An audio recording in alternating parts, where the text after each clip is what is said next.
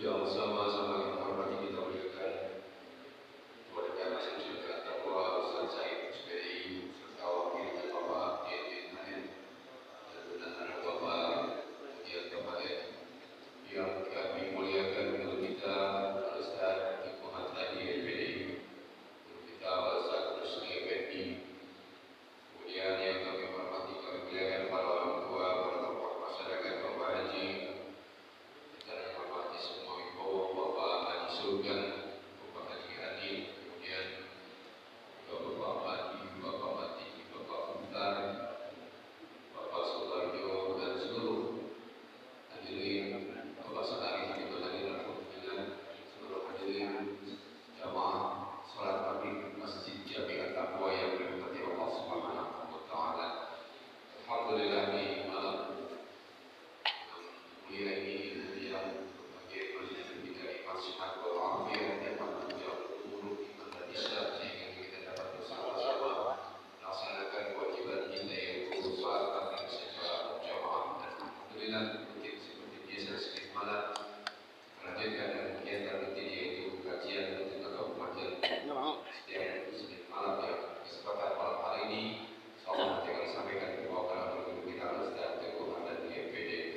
Mudah-mudahan seluruh amal ibadah kita yang sudah dilaksanakan yang wajib yang sudah kemudian kita lanjutkan dengan bertolak dulu bisa mendapat keridhaan dan pahala dari Allah Subhanahu wa taala. Kemudian salawat dan salam semoga tercurah dan dilimpahkan juga kita bagi jalan dan Musa Muhammad sallallahu alaihi wasallam. Bapak hadirin jamaah sekalian yang dirahmati Allah, sebelum kita mulai kajian kita pada malam hari ini, mari kita awali dengan membaca kitab surat Al-Fatihah. Kita butuhkan khususnya kepada seluruh orang tua kita, para pimpinan, para pejuang yang Masjid Jami'at Taqwa sudah memberikan sebagai rezeki bagi pembangunan masjid ini serta merupakan sebagai anaknya bagi pembangunan masjid ini yang sudah wafat. Semoga Allah dengan rahmat dan maghfirahnya Allah jadikan kubur mereka Allah yang jannah. Dan juga tidak para jamaah hanya senantiasa tidak berbuat dan istiqomah dan terus usahakan mengabaikan masjid-masjid kita dengan seluruh kegiatan-kegiatan kajian-kajian yang sudah dilaksanakan dan akan kita laksanakan. Itu adalah kita susul kita bacakan surat Al-Fatihah dan haji ini pun disesuaikan dengan Nabi Mustafa Rasulullah sallallahu alaihi wasallam. Al-Fatihah. A'udzubillahi minasyaitonir rajim. Bismillahirrahmanirrahim. Alhamdulillahirabbil alamin. Arrahmanirrahim. Maliki yaumiddin. Iyyaka na'budu wa iyyaka nasta'in. Ihdinas siratal mustaqim. Siratal ladzina an'amta 'alaihim ghairil maghdubi 'alaihim waladdallin. Rabbi ighfirli wa liwalidayya amin. Jemaah sekalian yang kita ikuti kajian taklim kita pada malam hari ini yang disampaikan oleh guru kita Ustaz Teguh Hamdan FPD. Pak Ibu silakan. Sallallahu alaihi sayyidina Muhammad.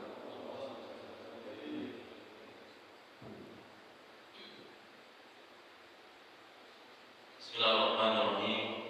Assalamualaikum warahmatullahi wabarakatuh. Alhamdulillahirabbil alamin wal 'aqibatu lil muttaqin wala udwana illa 'alal zalimin. Asyhadu an la ilaha illallah wahdahu la syarika lah wa asyhadu anna sayyidana wa nabiyyana wa maulana Muhammadan abduhu wa rasuluhu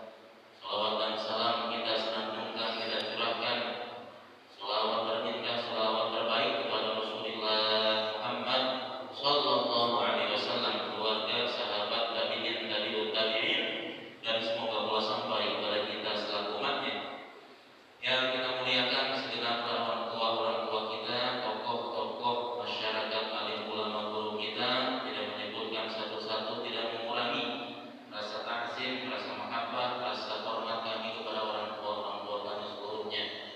Juga guru-guru kita yang kita muliakan, di antaranya Ketua DKM Masjid Jamiah Taqwa, guru kita Ustaz Sa'id SPDI. Kita doakan semoga senantiasa diberikan panjang umur, kesehatan, keberkahan oleh Allah Subhanahu wa taala. Guru kita Ustaz Husni Effendi dan para guru-guru yang lainnya, Bapak Ibu Syahid, Bapak Zainuddin, seluruh pengurus DKM Masjid Jamiah Taqwa yang dimuliakan oleh Allah Subhanahu wa taala. Kita akan coba mengulang satu tema materi yang kita semua sudah insyaallah memahami dalam rangka tabarukan bithawabillah ta'ala, mencari pahala dari Allah Subhanahu wa taala, dan rangka juga memantapkan kembali pengetahuan kita fi sunnatis sholat. Kita sudah sering membahas terkait sunnah sholat. Kemudian ulama membagi sunnah sholat itu ila thalathati aqsam. Sunnah sholat itu dibagi kepada 3 bagian. Ya, 3 bagian itu ada namanya sunnatun qabla sholat. Ada sunnah-sunnah yang bisa kita lakukan dikerjakannya qabla sholat, sebelum pelaksanaan sholat. Wa sunnatun fi athnai aw fi wasatis sholat. Kemudian ada sunnah-sunnah yang dikerjakan ketika prosesi pelaksanaan ibadah sholat itu sendiri, di tengah-tengah sholat. Wa sunnatun ba'da sholat. Kemudian juga ada sunnah-sunnah yang kemudian dikerjakan pasca atau selepas pelaksanaan sholat.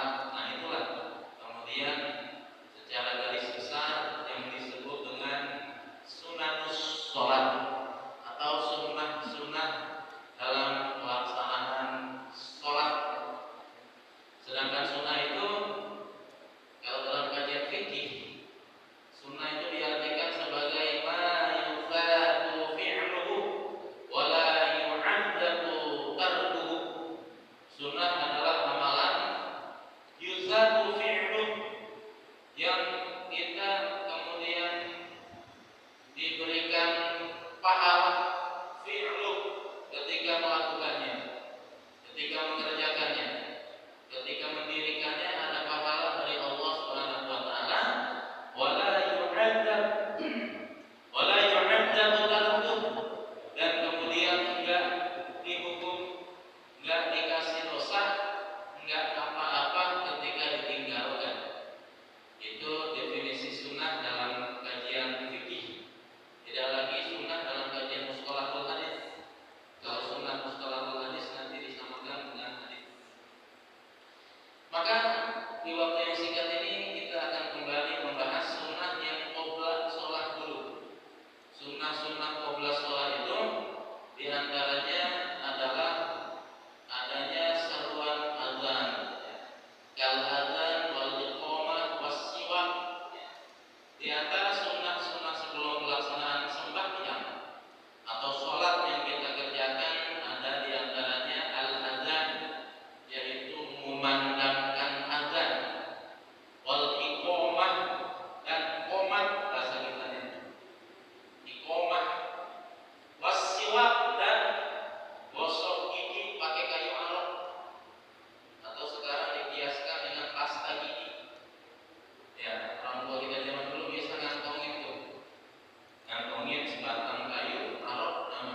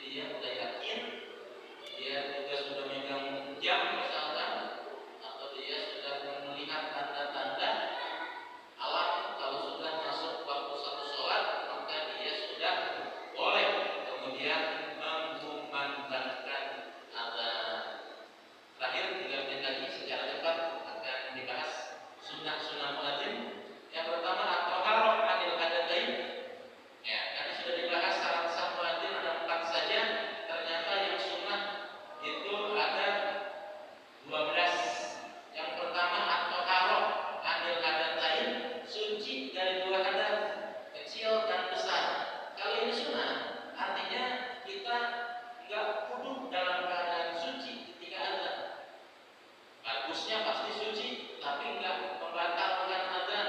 Ketika misalkan ada muadzin enggak punya wudu, jangankan enggak punya wudu, junub aja sah adzannya Pak. Emang ada yang gitu ya? Ya, mungkin lagi ada orang pisan. Dia lagi junub lewat masjid, enggak ada adzan kayak ini. Gua apa aja ya? Bukan junub gitu. Junub kan dia rumah besar gitu. Ternyata enggak membatalkan, enggak menjadikan batal apa namanya sah apa adanya. Karena di sini sebatas sunnah. Ini kan satu kondisi mungkin ya. Tetap yang paling utama wudhu dulu. Apalagi di rumah mandi dulu, kan? Tapi di sini hanya sebatas sunnah dan tadi sudah dibahas 4 syarat sah. Muadzin hanya 4 saja, enggak mensyaratkan wudu suci. Artinya enggak punya wudu, enggak apa-apa, bahkan junub juga enggak apa-apa. Dia adzan. Yang penting habis adzan dia mandi kalau dia junub. Dia wudu kalau dia belum wudu. Kan jadi kurang bagus juga. Bagusnya dia udah ya wudu habis adzan dia mau kan begitu. Tapi ini hukum sunnah saja. Yaitu atau haram kan dikatakan tadi. Yang ketiganya sunnah juga istiqbalul kiblah. Sunnah muadzin itu ngadep kiblat, artinya kalau dia ngadepnya bukan ke kiblat juga enggak membatalkan adzan. Tapi tetap sekali lagi sunnah jangan dianggap enteng. Yang utama tetap ketika adzan dikumandangkan maka menghadap kiblat itu yang lebih utama. Dan lain-lain insyaallah nanti kalau mau ada kesempatan lagi kita akan lanjutkan terkait saku muadzin dan buku saku seorang yang nanti mengumandangkan iqamah atau muqim sholat. Demikian.